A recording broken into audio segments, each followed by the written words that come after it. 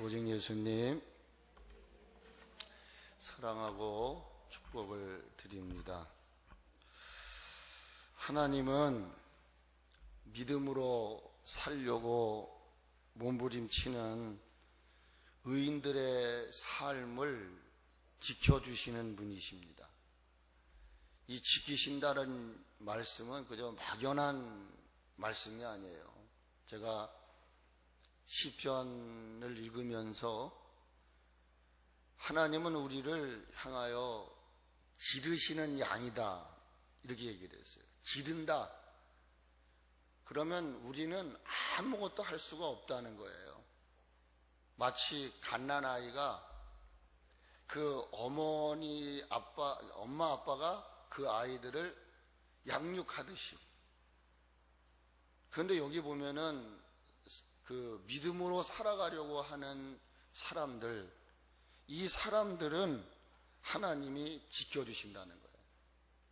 근데 그 지켜주신다고 하는 것을 사도 바울을 통해서 어떻게 고백하고 있느냐 하면은 때를 따라 그 개인에게 필요한 모든 것들을 채우시며 공급해 주신다는 거예요. 그러니까 지키신다는 얘기는 기르신다는 얘기예요. 돌본다는 얘기예요. 그 말은 뭐냐? 우리가 필요한 것들을 물질이면 물질, 양식이면 양식, 이런 것들을 시시때때로 채워주시며 공급해 주신다는 거예요. 사도 바울이 빌립보 교회를 향해서 편지를 쓸 때 그가 그런 고백을 해요. 나는 비천에 처할 줄도 안다. 이 비천이라고 하는 말은 가난함, 없음을 의미하는 거죠. 아주 처절한 상황을 얘기하는 거예요. 근데 그러한 비천에 처할 줄도 알 뿐만 아니라 역으로 풍부에 처할 줄도 안다라고 얘기를 해요. 그러니까 냉탕과 온탕을 들락날락 하듯이 인생의 삶은 비천할 때도 있지만 풍부할 때도 있다 그런 얘기예요. 그럼 풍부할 때는 우리는 감사가 나오지만 비천할 때는 감사를 하는 이가 그리 많지는 않은 게 우리 모습들이다 그런 얘기예요. 근데 이 사도 바울은 비천에 처할 줄도 알고 풍부에 처할 줄도 알았다 말이에요. 그러면서 그는 그렇게 얘기하죠. 이 모든 것들을 내가 터득할 수 있었던 게 있었단 말이에요.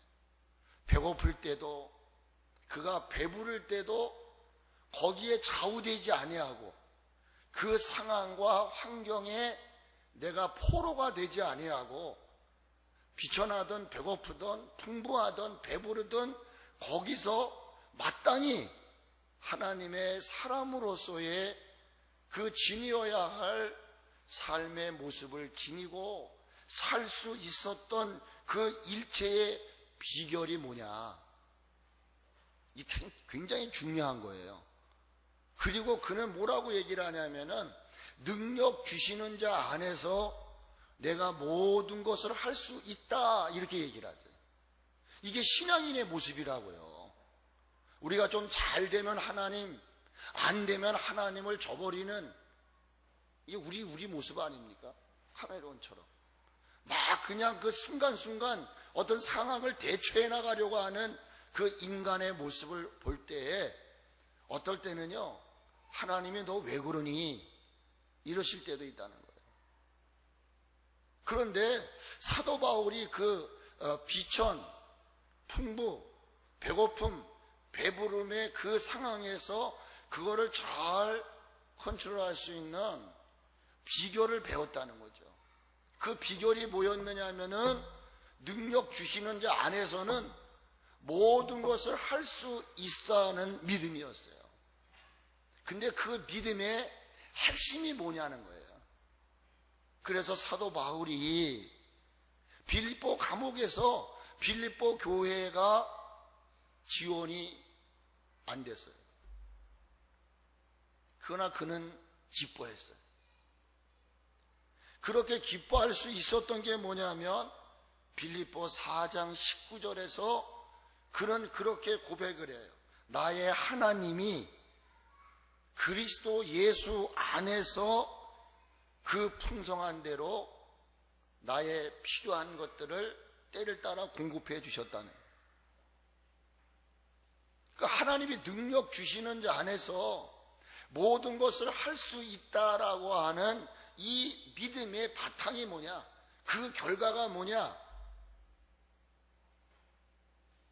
하나님은 영광 가운데 존재하실 뿐만 아니라 나의 필요한 모든 쓸 것을 때때로 채워주시는 분이라고 하는 것을 그는 믿었다는 거예요. 그러니까 우리가 추수감사절 때 많이 등장되는 하박국이라고 하는 선지자를 여러분이 기억하실 거예요. 모든 게 없고 무성치 않아도 나는 여호와로 인하여 감사한다. 여러분, 제가 지난주에 이 배고픔과 굶주림을 이길 수 있는 그 비결이 뭐냐? 그의 나라와 그의 의를 추구하는 삶을 살아야 한다고 말씀을 드렸어요. 그게 뭐냐? 하나님은 내 필요한 모든 것들을 채워주시는 분이다. 여러분 믿으시기를 축복합니다. 우리가 살아가는 가운데는 배고플 때도 있어요. 배부를 때도 있어요. 비천에 처할 수도 있고 천하를 다 얻는 그런 부요의 환경 속에 우리가 살 수 있어요. 근데 그런 환경이나 상황에 휘둘리지 말라는 거예요. 내가 어떤 상황에 처하든지 간에 하나님은 영광 가운데 계실 뿐만 아니라 그분은 풍성하신 분이에요. 그래서 저와 여러분이 써야 할 것들을, 필요할 것들을 채워주신 거예요. 그래서 여러분 경험을 한번 되살려 보세요. 진짜 죽겠다, 못 살겠다, 진짜 쌀독에 여러분 쌀이 떨어졌어도 한 가지 부정할 수 없는 사실은 뭐냐면 내가 살아있다는 거예요. 어떤 목사님이 그랬대잖아요. 진짜 쌀독에 쌀이 하나 없는 거예요. 그런데 그 목사님이 인간의 방법으로 그가 한 게 아니고 하나님 앞에 밤새도록 기도를 했대요. 하나님 아시지 않습니까? 먹을 것도 쓸 것도 없습니다. 그러니 하나님 그 빌립보서 4장 12절로부터 19절의 그 말씀 그렇게 기도했더니 거짓말 같은 일들이 일어났대잖아요. 새벽에 가보니까 교회 앞에 쌀자루가 하나 놓여있다는 거예요. 왜 믿어지지가 않으세요? 아멘 하셔야죠. 이 아멘을 구걸해야 됩니까? 이제 우리 시대가 그렇게 됐나? 이게 여러분 제가 누구라고 얘기하면 아실 분이에요. 그분이 시찰해서 그 간증을 하더라고요. 하나님은 죽지 않으시구나. 그러므로 여러분이 배고프다고 삶이 어렵다고 해서 신앙의 지조를 정조를 놨다 줬다 하면 가장 슬퍼하시는 건 뭐냐면 제가 이제 다음 주에 이 찬양을 한번 부를 것 같아요. 하나님 슬프게 하는 거예요. 두 번째 이야기를 드리려고 합니다. 배고픔이라고 하는 이 굶주림이라고 하는 이 상황에서 우리가 자유를 얻을 수 있는 방법이 뭘까? 어떻게 이야기하면 왜 하나님은 우리에게 배고픔과 굶주림을 허락하셨을까? 이 얘기예요. 같이 해보실래요? 하나님께로 돌아오라는 것. 여러분이 삶의 굶주림과 배고픔과 목마름이 있다면 잠시 생각해 보세요. 그 배고픔과 굶주림과 목마름 속에서 하나님의 음성이 들리지 않는지, 그것은 하나님께로 돌아와라, 돌아오라는 어찌 보면 신호일 수가 있다는 거예요. 또 따라해 보십시오. 본연의 자리로 유턴해라. 제가 깨달은 말씀은 그거였어요.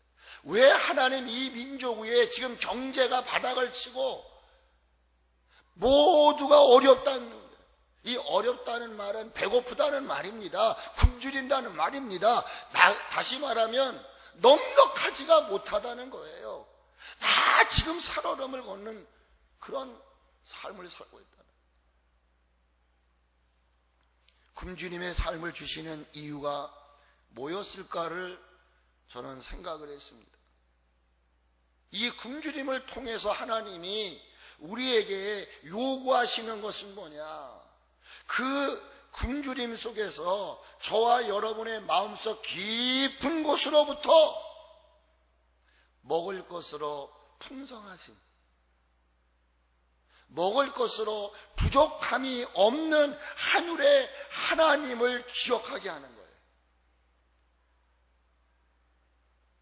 그리고 한 인생이 그 모든 것을 다 가지고 계신 하늘의 아버지 곁과 배고프지 않았던 그때를 기억하게 하는 거예요.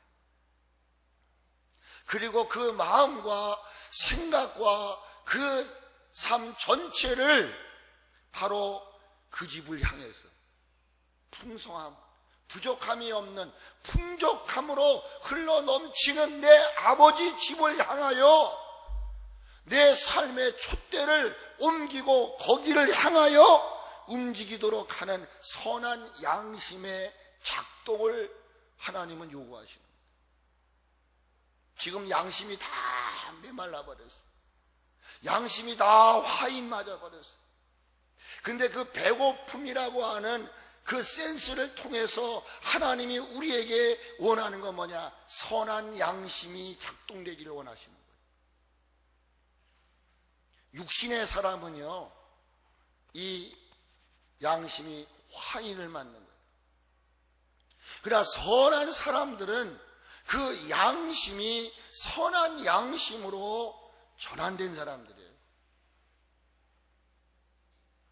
그래서 이 배고픔이라고 하는 걸 통해서 그 풍성한, 부족함이 없는 풍족한, 그래서 언제나 먹고 남는 바로 하늘 아버지, 그 아버지의 집을 향하여 가게끔 하는 그런 하나의 양심의 자극, 양심의 작동을 일으키는 게 뭐냐? 바로 굶주림이라는 거예요.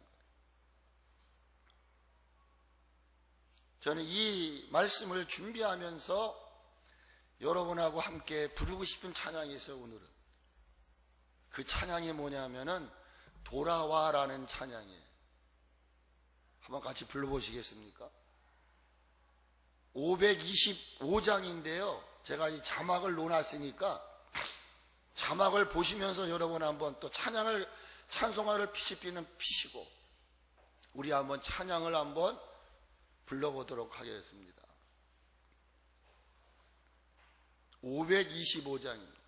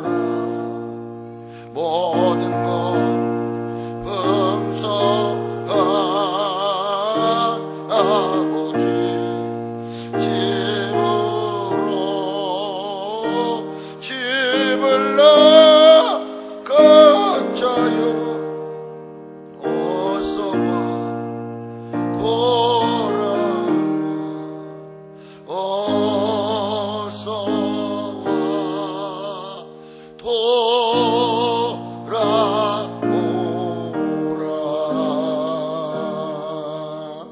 아멘. 풍성한 곳,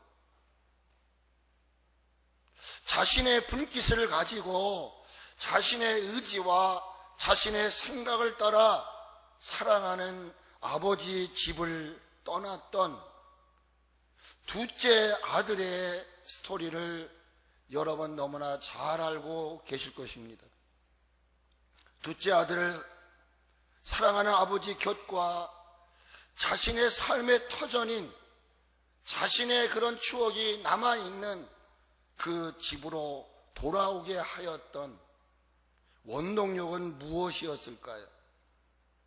배고픔이었습니다. 굶주림이었다는 것입니다. 이게 마지막으로 당신의 백성들에게 주시는 하나의, 누가복음 15장 16절에서 19절의 말씀 보면 이렇습니다.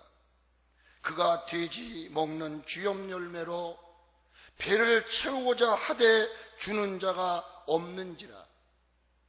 뭐 했다고요? 주염 열매. 누가 먹는? 돼지가 먹는. 이 주염 열매라는 걸 전 직접 보았습니다. 이라크인가요? 그래서 봤어요. 마치 여러분 왜 아카시아 나무에 그 달린 그 씨 있잖아요. 이렇게 하면서 완두콩처럼 생긴 거. 그거를 팔더라고요. 파는 이유는 뭐냐면 그게 주염 열매라고 하니까 기념으로 한번 가져가라는 거죠. 돼지들이 먹는 이 주염 열매. 그런데 그 천에 빠진 이거조차도 그 아들에게 주는 이가 없다고 성경은 말합니다. 하나님이 역사하신 것이겠죠. 하나님이 그렇게 상황을 전개하신 것이겠죠. 그리고 하나님은 그 집을 나간 아들의 마음을 보셨을 것입니다. 성경은 이렇게 말합니다. 이에 스스로 오늘도 우리가 이 어려움을 당한 이 조국 앞에, 현실 앞에 누구를 말하기 전에 내 스스로가 죄가 있는 것으로 미혹받는 가운데 있는 우리들이 아버지 집으로 돌아오는 거예요. 하나님이 한국 교회에, 이 민족 위에, 모르겠습니다. 세상에 믿지 않는 이들은 어떻게 이야기할지 모르지만 적어도 하나님을 아버지라, 내가 그의 나라의 백성이요, 나는 그가 기르시는 양이라고 고백할 수 있다면 적어도 우리가 그 풍족한 아버지 집을 잃어버린 채 내 어떠한 생각, 기분, 의지로 지금 세상에 나가서 우리는 다 믿는다고 얘기해요. 근데 하나님 보실 땐 아니었다는 거죠. 그래서 배고픔이라고 하는, 굶주림이라고 하는 것을 그에게 던지셨어요. 여러분, 이 땅에 존재하는 생명을 가진 존재들은요, 그냥 존재하지 않는 거예요. 악인도 악한 날에는 하나님이 사용하시는 거예요. 둘째 아들에게 돼지도, 어찌 보면 돼지가 먹는 주염 열매를 주고 싶은 사람이 없었어요. 떡 한 덩어리라도 주고 퍼야 주는 것이지, 내 마음이 열리지 않으면 여러분 지도도 안 되는 거예요. 하나님이 우리 마음을 열어야 10원짜리라도 만원짜리 드릴 수 있는 것이죠. 있다고? 아닙니다. 있어도 하나님이 우리를 열지 않으면 안 돼요. 그때 번뜩 떠오르는 게 있었다. 하나님은 그걸 원하는 것이죠. 네가 배고프냐, 네가 정말 아프냐, 네 상황이 절박하냐, 그러면서 주님 말씀하시는 거예요. 넌 어떻게 대처할래? 근데 이 둘째 아들은 이에 스스로 돌이켜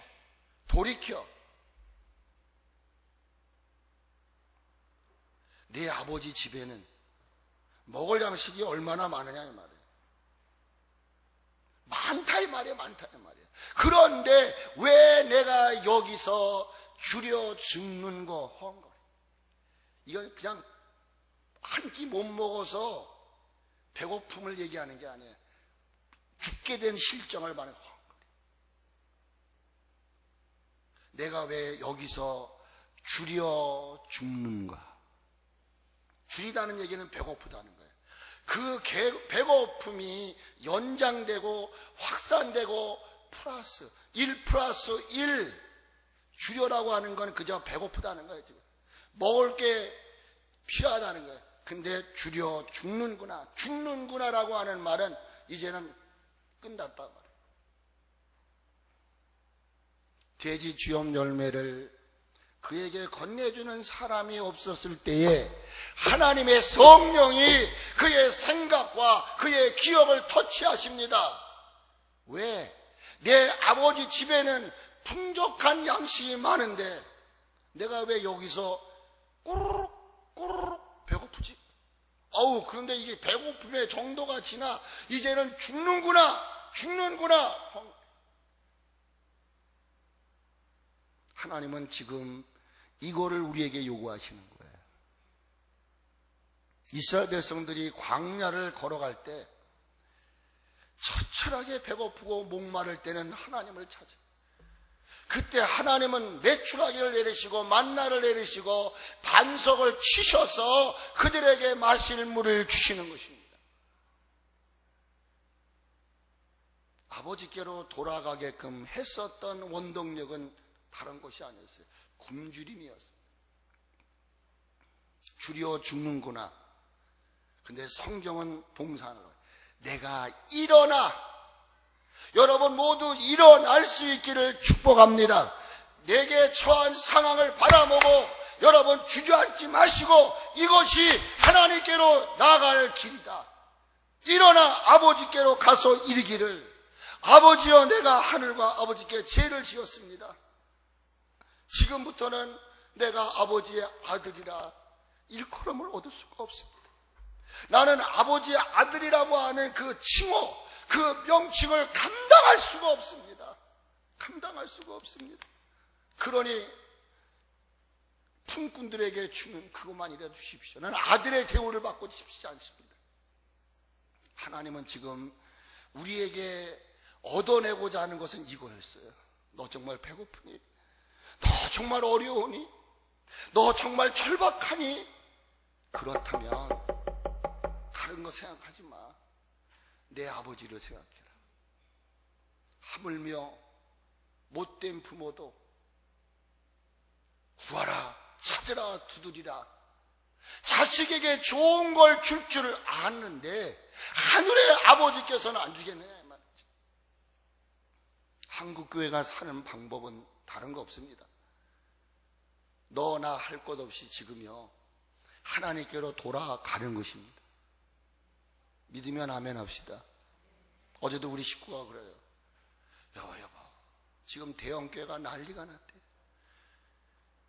이제 실질적으로 대형교회들의 문제가 생기잖아요. 부교육자들의 문제들. 국민일보를 보면 경매에 올라가는 교회들이 한두 교회가 아니죠. 이제 진짜 배고픔을 안 해. 재정적인 어려움, 이게 실질적으로 우리에게 오는 거예요. 하나님은 왜 아무런 계획도 아무런 뜻도 없이 우리에게 배고픔과 질병과 어려움을 던지시는 분이 아니라는 거예요. 그 모든 사건 속에는 하나님이 얻어내고자 하는 게 있어요. 그게 뭐냐? 일어나는 거예요. 일어나서 어디로 가는 거냐? 이제는 세상을 향하여 내 의지와 내 감정과 내 기분을 따라 움직였던 그런 삶이라면은 이제는 일어나 내 아버지께로 가서 여러분 지금 하나님과 멀어져 있는 사람이 얼마나 많습니까? 이런저런 이유에서 하나님과 멀어져 있는, 하나님의 집과 멀어져 있는, 나의 사역과 멀어져 있는, 그저 우리는 주일이니까 하나님 앞에 나와서 예배하는, 그래도 다행이야. 이러면 안 돼요. 이 자리에 안 나온 사람보다 그래도 난 다행이야, 그래도 난 행운아야, 이거로 우리가 만족해야 합니까? 아니라는 거죠. 저는 아마 오늘 거리두기 무슨 발표한다죠? 가만히 조심스럽게 생각을 해봤어요. 지금 중국은 시진핑이가 공식 선언을 했죠. 이제 코로나19는 종식됐다. 선언했어요. 우리나라도 얼마 안 했으면 이런 종식 선언이 되어질 것입니다. 그런데 그 가마솥 속에 들어있던 그 개구리들이 과연 하나님 앞에 나올까요? 알게 모르게 이미 익숙해져 있어요. 저도 주일날 새벽에 그저 3시, 4시 일어나서 나와요. 근데 요즘에는요, 자꾸만 깨가 생기는 거예요. 5시 반에 나왔어요. 야, 인간이 그렇게 무서운 거예요. 내가 어떻게 길들여져 가느냐, 어디에 상황에 처해 있느냐, 그래서 죄를 짓고 미혹받는 데서 일어나 내 아버지 앞에. 하나님은 그걸 원하시는 거 아닐까요? 아버지, 나는 아버지의 아들이라는 일컬음을 감당할 수가 없습니다. 그저 나는 다만 품꾼의 하나로 여겨주십시오. 이게 얼마나 배고픔을 통해서 자신을 본질을 발견한 한 인생의 모습입니까? 나는 저와 여러분 모두가 나는 아버지의 아들이라 감당할 수가 없습니다. 나를 품꾼의 하나로 여겨 주시옵소서. 이 정말 본질적인 고백을 들을 때에 아버지는 웃으실 거예요. 됐다. 네가 그것을 깨닫고 네가 그것을 자각했다면 나는 그거로 만족하다. 그러면서 뭐라고 고백합니까? 이 아들은 죽었다가 살아난 아들이라. 풍악을 울립니다. 우리 모두를 지금 경제적인 어려움을 딛고 일어설 수 있게끔 하는 원동력은 무엇일까? 배고픔, 허기짐, 답답함, 어려움의 순간들이라고 저는 생각을 합니다. 이러한 상황과 환경을 이 땅과 한국 교회와 여러분들의 가정과 나가는 직장과 여러분이 허락하시는 그런 삶의 그런 터전 위에 허락하시는 의도가 있어요. 이거를 여러분들이 바로 파악할 수 있기를 주의 이름으로 축복을 드립니다. 사랑하는 성도 여러분, 우리가 잊지 말아야 할 것이 1절에서부터 지금 11절까지를 쭉 읽어 내려갔습니다. 우리가 잊지 말아야 될 것이 있다는 거예요. 죄에 거할 때 그 지은 죄를 정당화하려고 하고 회개하지 않을 때에 나타나는 마지막 모습이 뭐냐? 배고프다는 거예요. 좀 용서하십시오. 배고프면요, 눈이 뒤집어지는 거예요. 이거를 좀 세속적인 어근을 환장해버리는 거예요. 아무것도 안 보여요. 그러니까 우리가 죄에 거하고 내가 회개하지 않을 때 하나님 마지막 카드를 우리에게 제시하는 게 뭐냐? 보물로 먹을 것을 바꾸어 버리는 거예요. 보물을. 그래서 제가 말씀드렸잖아요. 윗절에서의 보물은 성전 안에 있는 기구는 내가 자어질해서 내놓은 게 아니에요. 이방인들이 성소에 들어와서 그 보물들을 탈취한 거예요. 뺏어간 거예요. 그래도 못 깨달아.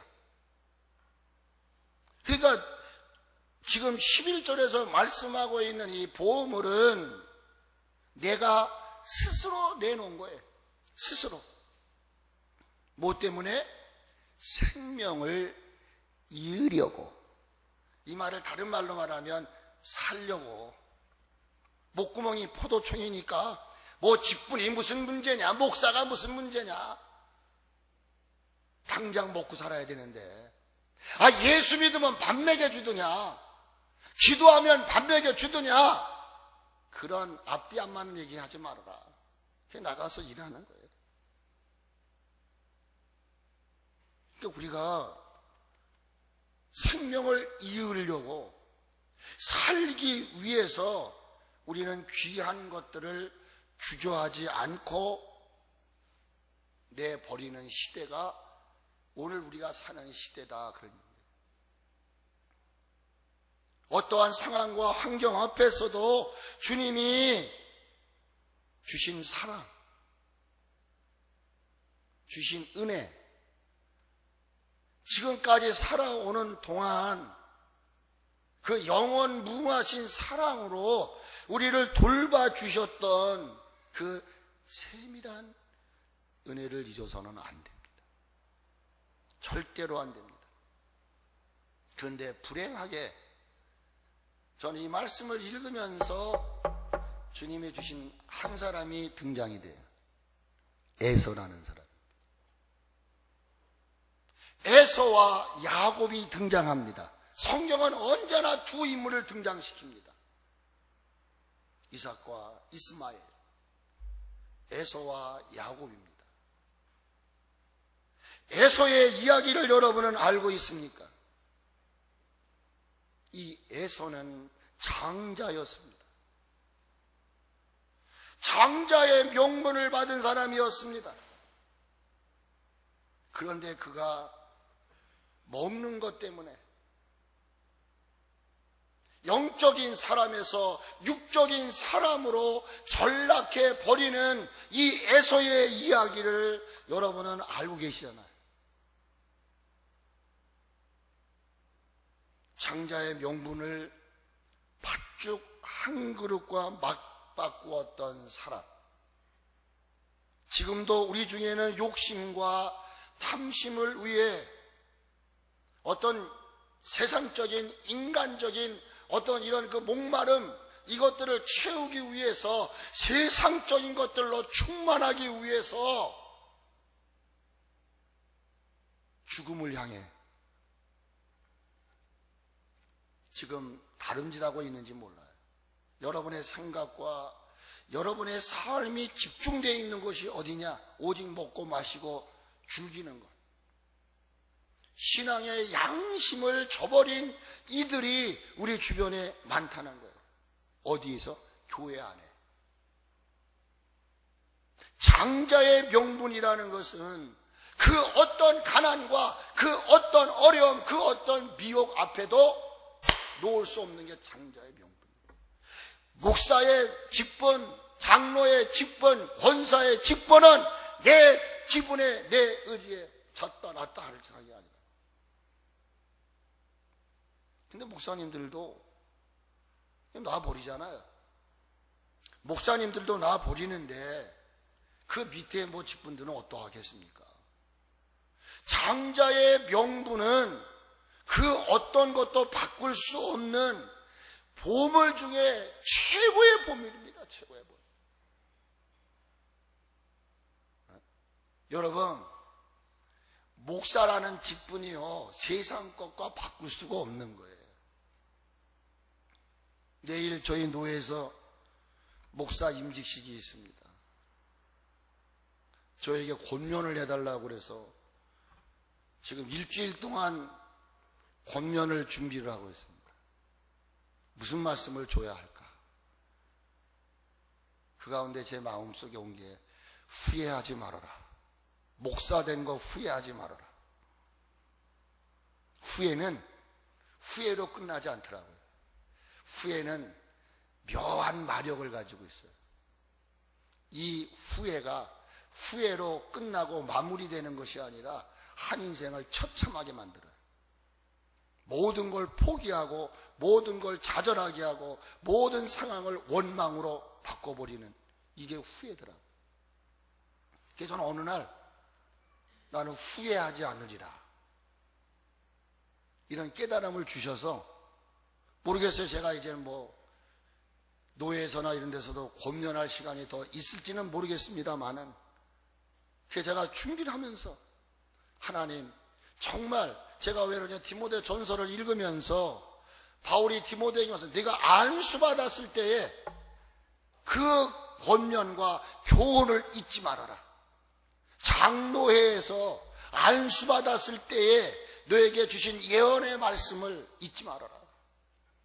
오늘 우리가 목사로 장로로 권사로 우리가 쓰임을 받을 때 권면해주고 축사했던 말씀을 잊어서는 안 된단 말이에요. 장자라는 명분은 그 어느 것과 또 맞바꿀 수가 없는 거예요. 그런데 이 에서는 허기를 이기지 못하는 거예요. 배고픔을 이기지 못하는 거예요. 그러니까 순간 아까 얘기한 대로 눈이 확 뒤집어지는 거예요. 제가 지난주인가 얘기를 했나요? 3일 배고프면 담장을 넘는답니다. 예의도 양심도 도덕도 없어지고, 그래서 곳간이 풍성하면 거기에서 인심이 나. 근데 곳간이 가난해지면 사람이 쫀쫀해지고 재지기 시작하는. 그러니까 이 에서가 배고픔을 이길 수가 없었던 거예요. 근데 그때 때마침 동생이 팥죽 한 그릇을 가지고, 그래서 하나님이 그에게 주신 장자의 명분을 헌신짝 버리듯 버려버려. 생명을 지닌 모든 이들은 살기 위해서는 아무리 귀한 것이라 할지라도 결코 주저하지 않고 버리는 이들이 우리 주변에 있다고 하는 것을 암시적으로 보여주는 것 같아요. 그 모델, 그 샘플이 바로 누구냐? 에서였다는 거예요. 나는 여러분 모두가 에서가 되어지지 않으시기를 주의 이름으로 축복합니다. 성경 히브리서 12장 15절에서 17절에는 믿음의 이야기를 끝나고 나서 그 얘기를 해요. 여기 뭐라고 말합니까? 너희는 하나님의 은혜에 이르지 못하는 자가 없도록 하고, 중요한 단어가 이거예요. 하나님의 은혜에 이르지 못하는 자가 없도록 하라는 거예요. 오늘 제가 여러분들에게 말씀을 전하는 것은 여러분 모두가 하나님의 은혜의 경지에 들어가야 됩니다. 그렇지 않으면 이 어려운 세상 이길 수가 없어요. 전 어제도 서울을 갔다 오면서 깨달은 거 많습니다. 막 눈이 휘저어지더라고요. 그래서 저는 역시 용인이 좋아 그랬어요. 와, 모든 게 아닌 것 같더라고요. 저도 서울에서 거진 젊은 시대를 다 살았거든요. 야, 근데 이렇게 다를까? 공기조차도 다르더라고요. 여러분, 하나님의 은혜에 이르는 여러분 모두가 되시기를 축복합니다. 우리가 하나님의 은혜 속에 들어가지 않으면요, 보는 게 다 죄예요. 진짜 우리가 은혜라고 하는 강 속에, 은혜라고 하는 바다 속에, 은혜라는 공간 속에 우리가 갇혀 있을 때 세상과 비교하지 않는 거예요. 그런데 이 은혜의 강을 벗어나기 시작하면요, 막 눈이 휘지고져. 그래서 은혜에 이르지 못하는 자가 없도록 하고, 제가 지금 히브리서 12장 이야기를 하고 있는 거예요. 15절 17절에 또 쓴 뿌리가 나서 괴롭게 하여 많은 사람이 이로 말미암아 더럽게 되지 않게 하며, 음행하는 자와 한 그릇 음식을 위하여 장자의 명분을 판 에서와 같이, 여기 아주 중요한 단어를 쓰셨어요. 망령땅자가 되지 말아라. 그러니까 자기에게 주신 이 명분, 직분, 이 사명을 먹는 것 때문에, 쓰는 것 때문에, 입는 것 때문에 살기 위하여 헌 집작처럼 내팽개치는 사람은 하나님의 은혜에 이르지 못하는 자가 될 것이고, 그는 망령된 자가 된다는 거예요. 너희가 아는 바와 같이 그가 그 후 축복을 이어받으려고 팥죽을 바꿨어요. 그리고 나서 이 장자니가 축복을 이어받아야 될 거 아니에요. 근데 성경 그렇게 하는데, 축복을 이어받으려고 따라하세요. 눈물을 흘리며 구하되 버림바가 되어 회개할 기회를 얻지 못하느니라 그랬어요. 무슨 말인지 아시겠어요? 그냥 살기 위해서 순간적으로 목사가 무슨 필요 있냐, 장로가 무슨 필요 있냐, 권사가 뭐 중요한 거냐 이거, 그리고 내던졌어요. 근데 지나고 나니까 뭐가 회개가 되는 거예요. 그래서 그 축복을 이어받으려고 눈물을 흘리며 구하되 버림바가 되어 회개할 기회를 얻지 못했다. 서글픈 우리네 이야기가 아닐까요? 이 우한폐렴, 코로나19라고 하는 이 무서운 괴질이 오늘 한국 교회에 소위 말하는 직분자들까지도 서글픈 현실을 만들어버리는 거예요.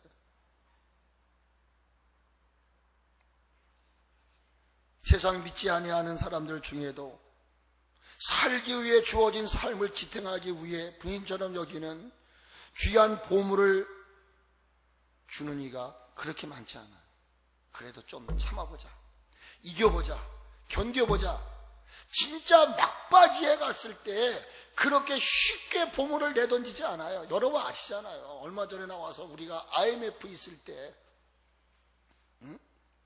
우리 국민들이 얼마나 나라를 사랑하는가. 그래서 고이고이 모아뒀던 그 금부치 같은 걸 그걸 내놓기까지는요, 몇 번 생각하고 몇 번 여러분도 하나님 앞에 단돈 10,000원짜리 하나를 드릴 때도 어떨 때는요, 깊이 생각할 때가 있어요. 소중한 것, 내게 있는 것을 누구에게 드리고자 할 때는 그렇게 쉽게 내던지지 않아요. 또 생각하고 또 생각하고. 그런데 십자가의 보혈의 피로 구원 얻고 천사도 흠모할 만한 직분을 받은 저와 여러분들은 이 장자라는 명분, 이게 목사요, 장로요, 권사요, 집사라 그 말이에요.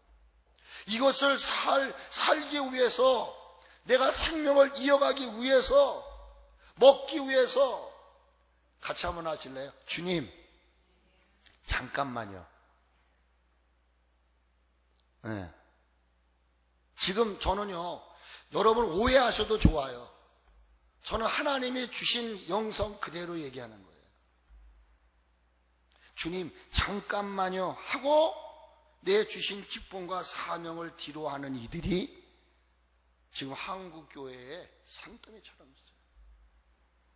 우한폐렴이라는 괴물 앞에, 정부의 집합 제한 행동 명령의 발동 앞에, 비대면 예배라는 현실 앞에 교회와 예배와 귀한 직분들과 사명들, 또한 영적인 일들을 뒤로한 이들이 얼마나 많은지 알 수가 없어요.